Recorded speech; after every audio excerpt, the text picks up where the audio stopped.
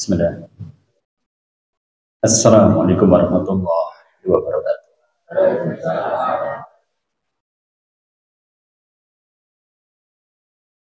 Innal hamdalillah nahmaduhu wa nasta'inuhu wa nastaghfiruh wa na'udzu billahi min shururi anfusina wa min sayyiati a'malina may yahdihillahu fala mudilla lahu wa may yudlilhu fala hadiya lahu. Asyhadu an la ilaha illallah wahdahu la syarika lahu wa asyhadu anna Muhammadan abduhu wa rasuluh. Allahumma shalli wa sallim wa barik ala Muhammadin wa ala alihi wa ashabihi wa man tabi'ahum bi ihsanin ila yaumil qiyamah. Amma ba'du. Ibadallah, usikum wa iyaya bittaqwallah. Faqad qala Allah ta'ala ya ayyuhalladzina amanu taqullaha qulu qawlan sadida yuslih lakum a'malakum wa yaghfir lakum dhunubakum wa may yuti'illaha wa rasulahu faqad faza fawzan 'azima.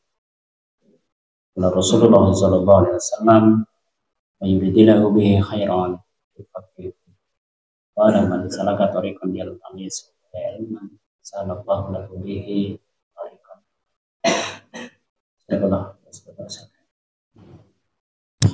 Bapak Ibu kaum muslimin rahimakumullah, kita akan lanjutkan sinau sejarah kita masih terkait dengan sejarah Bani Israil. Mungkin sekali lagi pentingnya belajar sejarah mungkin mirip-mirip lah. Kayak kalau hari ini kita pengen nyusuri tanah si fulan itu jane aslinya dulu-dulunya milik siapa. Kalau di desa itu mungkin ada ini tanah resik. Nah, itu diruntut tuh. Oke, dulu-dulunya Mbah Karto ini dulu-dulunya itu adalah warisan dari Mbah Wangsareja. Mbah Wangsareja itu dari Mbah Gena. Jadi ketahuan, oh jane iki kayak wong kayaknya dulu itu punya hak itu warisan ini dan sejarah sebenarnya gitu. Termasuk hari ini mungkin Israel itu mengklaim bahwa tanah Palestina itu adalah miliknya secara historis. Nah, kita butuh menyusuri. Oh iya, apa benar? Inilah salah satu hikmahnya. Untuk itulah kaum muslimin hari ini kita akan melanjutkan, yaitu Bani Israel kali ini adalah sepeninggal Nabi Sulaiman. Nah, sebelumnya kami update dulu nih kondisi terkini saudara kita di Palestina ya. Berarti setelah selesainya gencatan senjata hari Jumat, nah berarti sudah hampir 5 hari ya, 5 hari. Insya Allah ini kondisinya cukup dahsyat juga ya, nah, karena ada satu senjata baru nih yang dikirim Amerika ke sana, ada 100 Blue 109. Ini bom ini dianggap sebagai bunker buster bom spesialis penghancur ruang bawah tanah. Ini ketebalan bajanya itu 1 inci. Kenapa? Supaya bisa menembus kalau misalnya beton setebal 1,8 meter dengan dirangka besi, ini masih tembus sama bom ini. Dan itu belum meledak. Nanti meledaknya itu ketika sudah masuk di dalamnya, baru kemudian meledak. Satunya, bobotnya itu 2000 pon, atau setara dengan 1 ton itu tadi. Sehingga ketika dijatuhkan, nanti meledak itu akan memunculkan lubang besar sedalam 20 meter. Dengan memunculkan gempa, jadi terasa ada lindu itu bergetar itu sampai 3,9 skala magnitudo, bisa merusak dalam radius sampai 100 meter dan menembus ruang bawah tanah.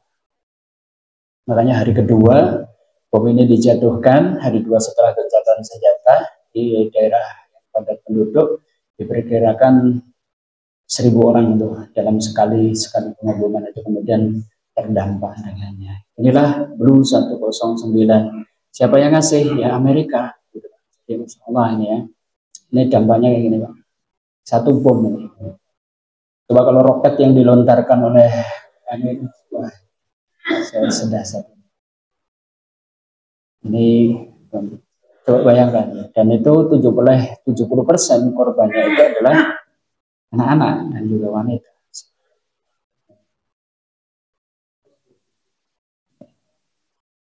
Makanya ya Allah, ini gimana ini bisa memberikan pertolongan. Ini dampaknya. Jadi bisa memunculkan lubang sampai 20 meter.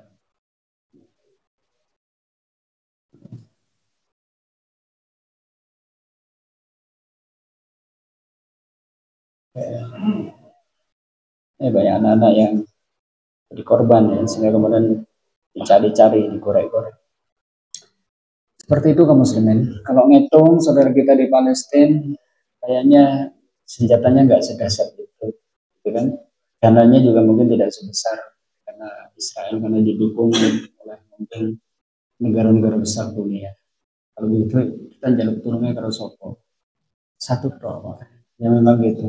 Kayaknya kita lagi dibimbing termasuk sana, saudara kita lagi ditarbiyah oleh Allah supaya tidak ada tempat bergantung kecuali. Dan yang paling kita khawatirkan adalah sampai kalau saudara kita tidak sabar, saudara muslim yang ada di Gaza tidak sabar. Kenapa? Karena itu akan jadi senjata bagi musuh untuk menghancurkan mereka sendiri. Tidak sabaran itu. Karena tidak sabar itu membuat orang itu jadi tidak loyal, tidak setia. Sebab mungkin dirayu-rayu sama Israel untuk menunjukin di mana markasnya Hamas atau mungkin personelnya, bagaimana mereka bertahan, mungkin mereka akan membongkar itu semua. Kalau tidak sabar. Makanya kuncinya di situ. Ingat Nabi itu kan pernah sholat dengan sholat yang panjang ya. Ketika itu para sahabat heran, ya Rasulullah, Anda sholat dengan sholat yang panjang. Maka dijawab oleh Nabi, iya. Ini adalah sholat yang penuh dengan harap. Aku minta kepada Allah 3 perkara, dan ternyata yang 2 dikasih atau dikabulkan, yang 1 tidak. Adapun yang pertama yang aku minta adalah supaya umatku tidak dibinasakan dengan paceklik yang menimpa mereka. Maka permintaan ini dikabulkan oleh Allah. Jadi alhamdulillah kayaknya kita nggak bakalan tuh binasa, hancur, umat Islam habis gara-gara paceklik. 2, beliau minta supaya umatku atau umat Islam ini tidak dikalahkan oleh musuh-musuh dari luar kalangan. Ini ternyata juga dikabulkan oleh Allah. Jadi gak bakalan umat Islam itu kalah sampai kemudian umat Islam habis binasa semua, nggak akan terjadi. Nah yang ketiga ini belum minta tapi tidak dikabulkan. Belum minta supaya umatnya sebagian mereka tidak menimpakan keburukan kepada sebagian yang lain. Justru yang ini tidak dikabulkan oleh Allah.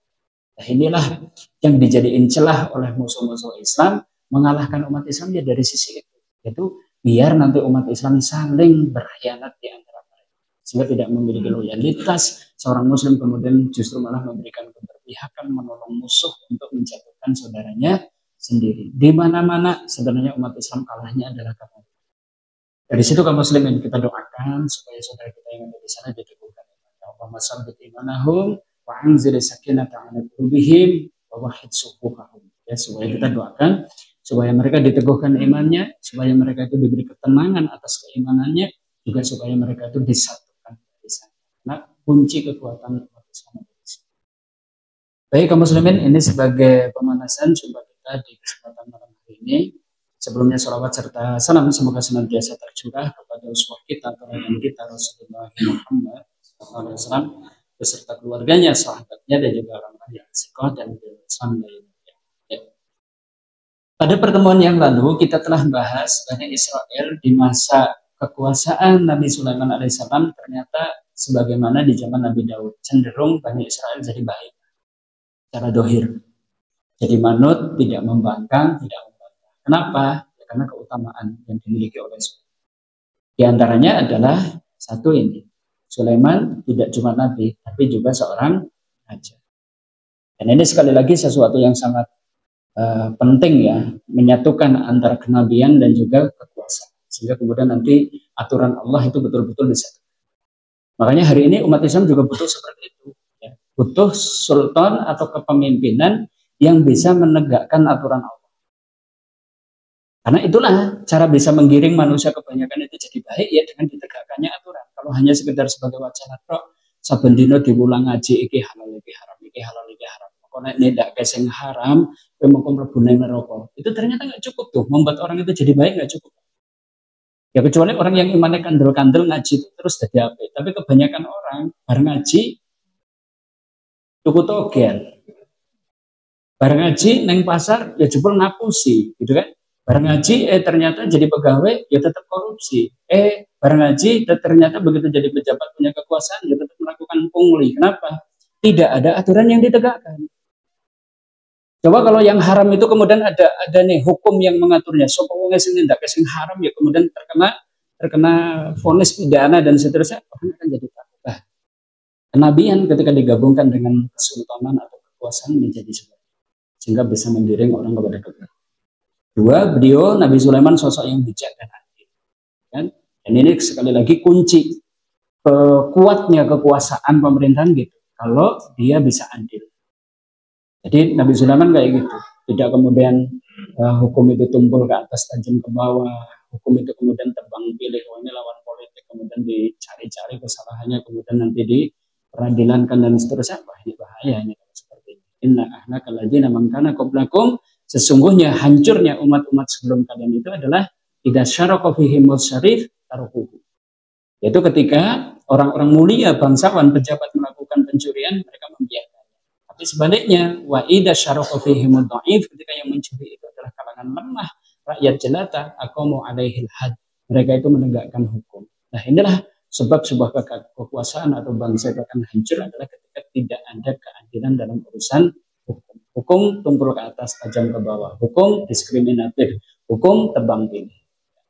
Kemudian di zaman Nabi Sulaiman berarti terjadi keadilan, termasuk secara person Nabi Sulaiman itu Allah tundukkan untuknya angin sehingga beliau bisa belusuan tuh ke ujung-ujung negeri yang berada di bawah kekuasaannya. Mungkin tiap hari itu bisa berkunjung ke sana kemari, bisa. Kendaraannya adalah angin. Yang pagi hari berarti bus itu seperti orang naik kuda itu 1 bulan dan seterusnya. Insya Allah itu ya. Dan kemudian yang paling besar mungkin kemarin sudah kita bahas, yaitu Allah tundukkan untuk Sulaiman jin sehingga kemudian bekerja untuknya, ya, sehingga ya'maluna baina yadayhi, ya, bekerja di hadapannya itu biidzni rabbih, dengan izin Tuhan. Ngapain? Ya di antaranya ada yang bisa membuat gedung-gedung yang tinggi, bisa membuat patung yang dikehendaki, hiasan-hiasan, atau mungkin semacam piring yang luasnya seperti kolam dan seterusnya. Dan sebagai seorang raja yang juga ternyata kekayaannya luar biasa, sosok Sulaiman sosok yang tawadu, hamba yang senantiasa bersyukur. Sehingga ini pun menjadi sebab nih Bani Israel cinta kepada Tuhan. Masuk nama Sulaiman itu sendiri diambil dari kata Salomo, yang artinya dari kata salim, artinya itu adalah keselamatan. Dia membawa keselamatan kepadanya di dalam meluaskan kekuasaannya, tidak dengan kekerasan, tapi dengan menunjukkan kebesaran-kebesaran kenikmatan yang Allah anugerahkan. Ini Sulaiman. Di zaman ini sekali lagi Bani Israel pun jadi dohir, ya, secara dohir. Nah, di masa ini pula dibangun Masjid Al-Aqsa, ya, Masjid Al-Aqsa. Jadi diperkirakan dibangun di tahun kelima kekuasaan Sulaiman. Jadi Nabi Sulaiman dinobatkan jadi raja usia 12, usia 17 tahun sudah mulai membangun Masjid Al-Aqsa. Bayangkan, 12 Pak, 17 sudah bangun Masjid Al-Aqsa. Tapi ini bukan karbitan, ya, jadi tidak kemudian nanti diangkat di pemimpin, enggak. Ini memang secara kapabilitas beliau sudah mapan, dewasa seusia itu, usia 12 tahun sudah bisa memberikan peradilan yang lebih adil bahkan dibandingkan bapaknya. Inilah gambarannya Masjid Al-Aqsa zaman dulu digambarkan di sketch seperti inilah. Ini versi dari orang Yahudi, gambarannya seperti ini. Masjid Al-Aqsa. Ya, bukan tidak mungkin, ini karena luas, cukup luas, ya, 380 meter ke belakang 400, dengan tinggi ini berlevel-level ini, nanti ada ruang bawah tanah dan seterusnya, sampai kemudian inilah kuil yang paling suci. Ini dibangun di zaman Nabi Sulaiman. Ya bukan tidak mungkin kerjasama dengan jin, bukan tidak mungkin, karena disebutkan di dalam surat jin juga seperti itu. Ya. Nah kalau sekarang ini jadi lokasi Masjid Al-Aqsa yang ini. Jadi dulunya kayak gini, nah sekarang kayak gini. Jadi penampangnya ya hampir mirip lah. Ini wilayah selatan, ini wilayah barat. Kalau sekarang kayak ini, mobil-mobil kelihatan kecil kan, menunjukkan ini area yang sangat luas dan besar. Gitu kan. Ini Masjid Qibli, ini Masjid Qubatus Sakhroh, ya, ini Masjid Qura. Di bagian sini adalah tembok ratapan tempat sucinya orang Yahudi. Ini wilayah ini berada di bawah kendali Israel, betul. Kemudian di sini ada Masjid Al-Khalil, dibangun di masa Khalifah Utsmaniyah, ya. Dan seterusnya, ini lokasinya. Dulunya kayak gini. Kalau bicara siapa yang pertama kali bangun, gitu kan? Ya pernah ditanyakan kepada Nabi. Masjid pertama yang dibangun adalah Masjidil Haram. Kemudian masjid kedua apa? Masjid Al-Aqsa. Selisih berapa? 40 tahun. Jadi Yang bangun pertama Nabi Ibrahim. Ya. Setelah 40 tahun sebelumnya membangun Masjidil Haram dengan Nabi Ismail. Pulang ke Palestina, bangun lagi Masjid Al-Aqsa dengan Ishak. Semuanya masih sederhana. Sehingga ketika di zaman Nabi Yakub tempat itu pun sudah hancur ya, sehingga kemudian Nabi Yakub cuma dibuatkan tugu saja, semacam tugu. Nah, dibangun lagi di zaman Nabi Daud, dan dibesarkan pondasinya itu di zaman Nabi Musa dengan gambaran seperti itu. Makanya termasuk wilayah yang sangat dibidik atau kepengen banget direbut sama Yahudi Israel sebenarnya ini, Pak. Beda. Bahkan ada sebuah keyakinan kan menguasai Baitul Maqdis itu ya menguasai dunia. Orang yang atau bangsa yang bisa menguasai Baitul Maqdis itulah simbol orang itu berarti sudah menguasai dunia. Dimulai dari situ. Nah, Baitul Maqdis kuncinya ada di Al-Aqsa, komplek apa disebut sebagai gunung sucinya bagi orang Yahudi. Kalau mereka mengatakan ini adalah Solomon Temple-nya. Ini ya, jadi ini tempat paling sucinya ini yang sekarang kemudian dibangun oleh Umar dan Khalifah sesudahnya ini, Qubatus Sokhra. Baik, kemudian kekuasaan Sulaiman ini lebih luas ya dibandingkan dengan kekuasaannya Nabi Daud. Nabi Daud ini. Jadi kalau sekarang ya meliputi ini Palestina ya. Ini sebagian Sinai, ke sebagian wilayah Madian, sebagian wilayah Yordan, sebagian wilayah Lebanon, sebagian wilayah Damaskus, sebagian wilayah Irak, sebagian nanti wilayah Turki. Jadi cukup luas pada waktu itu. Cuma nanti kalau dibandingkan dengan Imperium Persia, Babilonia, Romawi, jauh. Dan ini masih kecil. Dan tapi luasannya itu kalau dibandingkan dengan Imperium ini masih cukup kecil. Dan beribu kota di Yerusalem. Dan kemudian kaum muslimin, ini kita garis bawahi, sampai akhirnya Nabi Sulaiman itu wafat di usia 52 tahun, Pak. Jadi mudah banget nih, dinobatkan usia 12, meninggal usia 52. Dia diperkirakan meninggal tahun ini, 931 sebelum Masehi, setelah 40 tahun berpuasa. Dan wafatnya beliau diceritakan di dalam Al-Quran, surat Sabah ayat 14. A'udzubillahi minasyaitonirrajim. Falamma qadaina alaihil maut, maka tatkala kami tetapkan kematian baginya, bagi Sulaiman, ma dallahum ala mautihi illa dabatil ta'kuluhu min sa'atah, ta'kulu min sa'atah. Tidak ada yang menunjukkan kematiannya kecuali ya, ketika binatang tanah atau bahasa kitanya itu adalah rayap ta'kulu min sa'atah, memakan tongkatnya. Jadi ada hikmah di balik itu ya. Jadi dia tidak berumur panjang ya, 52 kalau kita ya kayaknya masih memang sehat, apalagi seorang raja. Jadi ceritanya beliau itu suka memperhatikan tanaman-tanaman, tumbuhan yang tumbuh di sekitar Baitul Maqdis. Bahkan ketika ada tumbuh itu biasanya sama beliau ditanya, kamu tumbuh untuk apa, manfaatnya apa, dan seterusnya. Nah, salah satunya kemudian ada yang tumbuh dan kemudian beliau cabut, beliau gunakan jadi tongkat. Nah setelah itu beliau masuk ke mihrab. Masuk ke mihrab untuk beribadah biasa, dan ketika beliau itu masuk ke mihrab untuk beribadah, nggak ada yang berani untuk mengganggunya. Sehingga kemudian beliau sholat gitu kan, dan seterusnya. Dan selama itu nggak ada yang berani mengganggu, termasuk jin-jin yang biasa melayani beliau saja kemudian tidak ada. Dan kemudian mungkin kalau ketahuan ya ini, jadi baru orang itu tahu atau jin itu tahu bahwa beliau itu sedo ya setelah tongkat yang beliau jadikan sandaran dimakan rayap, lapuk. Makanya falama kharata bayanatil jin, maka tatkala beliau itu kemudian tersungkur karena tadi tongkatnya sudah dimakan rayap, tersungkur, meledak. Tabayanal jin, baru jin itu tahu, oh Nabi Sulaiman sudah meninggal. Dan itu diperkirakan kematiannya itu sudah 1 tahun, coba bayangkan. Loh kok orang bosok? Wah itu, para nabi kan jasadnya tidak membusuk. Gitu kan. Loh kok bojone padha ora ono sing niliki nganti setahun gitu kan. Nah begini, mungkin dulu itu hubungan antara suami dengan istri itu tidak seperti hari ini ya. Karena Nabi Sulaiman istrinya berapa? Istrinya berapa? 1000. Kaget, krungu sewu kaget. Oke, aweh duit blonjone piye gitu kan. Karena beliau nggak pusing, makanya jenengan bojo siji wae pusing keberasa piye kok gitu kan. Ini 1.700 dari kalangan orang bangsawan, 300 itu dari kalangan budak. 1000 Pak.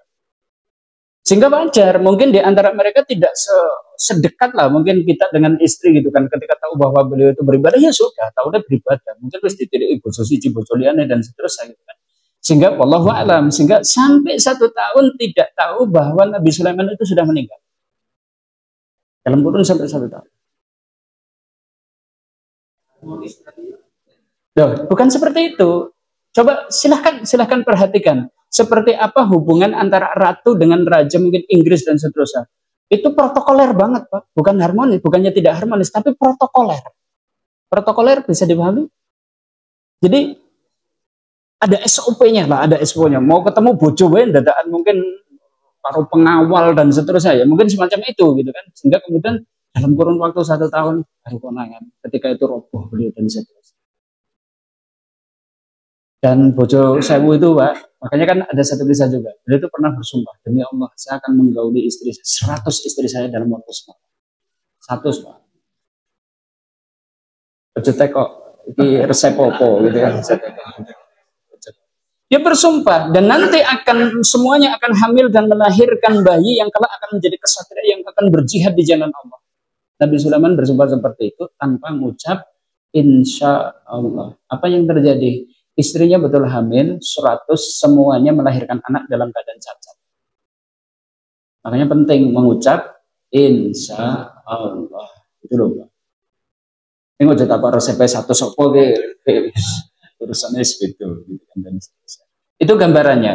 Ini supaya punya gambaran seperti apa kehidupan rumah tangga mungkin seperti itu ya tadi SOP dan seterusnya. Nah, baru ini di antara hikmahnya juga dipetik nih dari kisah ini. Dari ayat ini kita bisa petik iman. Falamma harata bayanatil jin allau kanu ya'lamun al-ghaib ma labisu fil adabil muhin. Nah, justru ayat ini juga ada satu hikmah bahwasanya Allah ingin menunjukkan jin-jin itu tidak tahu perkara gaib. Kadang kita hari ini kan berpendapat gitu, dikiranya jin tahu perkara masa depan, tahu sesuatu yang tersembunyi, tahu sesuatu yang ada di dalam hati manusia gitu kan. Kita itu kadang berpendapat gitu. Bahwa jin itu tahu perkara gaib. Nah, ayat ini ingin menunjukkan ternyata jin tidak tahu perkara gaib. Sekedar tertutup mihrab saja mereka tidak tahu bahwa Nabi Sulaiman sudah meninggal. Berarti tidak tahu juga bahwa sudah tidak ada roh di dalam jasadnya Nabi Sulaiman. Jin-jin tidak pada tahu. Makanya begitu mereka itu tahu bahwa Nabi Sulaiman itu sudah meninggal, ya sudah. Sejak hari itu mereka kemudian melarikan diri, Pak, dari tugas-tugas. Gitu kan? Kemudian berbuat kufur lagi jin-jin itu kemudian pada seperti selama ini seperti ditawan untuk kerja kepada Sulaiman, dipaksa oleh Allah. Nah ini kemudian mereka bebas dan seterusnya. Makanya andai mereka tahu perkara gaib, tentulah mereka tidak akan disiksa dengan siksa yang menghinakan. Kita garis bawahi, jin ternyata tidak tahu perkara gaib. Ini sejarah sedonya beliau. Jadi mendadak dalam artian tadi umur 52. Nah, ada satu catatan. Setelah wafatnya Sulaiman, justru Bani Israel menuduh bahwa Sulaiman itu telah melakukan kesyirikan karena kerjasamanya dengan jin. Inilah yang kita sampaikan. Bani Israel secara dohir baik, Pak. Saya tekankan, secara dohir, manut baik. Tapi asli, watak aslinya itu sebenarnya tidak berubah. Bahwa mereka itu sebenarnya culas. Mereka itu adalah orang-orang yang punya karakter buruk seperti itu. Silahkan dan ini sampai hari ini, Pak, di dalam mungkin yang ada di dalam Bible maupun yang ada di dalam kitab-kitabnya orang Yahudi, tuduhan tentang Sulaiman, mereka itu berpendapat bahwa Sulaiman itu telah melakukan kesyirikan. Ya dia raja. Mereka menyanjung-nyanjung, kenapa? Karena telah membangun Masjid Al-Aqsa. Iya. Ya, artinya kuil lah bagi mereka itu sudah membuat. Tapi mereka menuduh bahwa ending dari kehidupan Sulaiman itu melakukan kesyirikan. Nah, konon diantaranya mereka itu menuduh karena 300 istri beliau itu sebenarnya adalah orang-orang musyrik, istrinya Nabi Sulaiman. Sehingga kemudian di ujung hidupnya Sulaiman itu dirayu-rayu sama istrinya untuk beribadah atau mengikuti agama istri-istri yang musyrik itu tadi. Nah, ini tuduhannya. Nah, Islam datang, Nabi Muhammad SAW diutus, kemudian diturunkannya Al-Quran. Salah satu misinya ini mengoreksi keyakinan umat terdahulu yang keliru. Makanya Allah Ta'ala membantah. Tuduhan Bani Israel itu dibantah oleh Allah. Surat Al-Baqarah 102. wattaba'u matatlu sayatinu ala mulki Sulaiman. Dan mereka itu mengikuti apa-apa yang dibaca oleh setan-setan di masa kerajaan Sulaiman. Siapa? Bani Israel. Sebagian dari Bani Israel itu mengikuti apa yang dibaca oleh setan di zaman kerajaan Sulaiman. Maksudnya begini kalau di dalam tafsir. Jadi saat Sulaiman berkuasa, sebenarnya ada jin yang suka nyatet apa-apa yang dilakukan oleh Sulaiman ketika perintah kepada jin. Dicatat sama jin itu. Gitu kan? Oh, Nabi Sulaiman perintah supaya bikin bangunan.